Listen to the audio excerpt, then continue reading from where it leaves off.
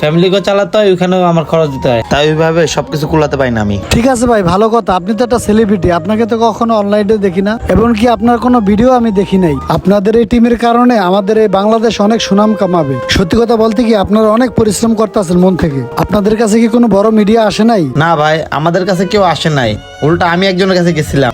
উনি আমাকে বলছে তোমাদের টিম ওইভাবে কেউ দেখতে চাইবে না, তোমাদের এই টিম নিয়ে তোমরা ওরকম রেসপন্স পাবা না।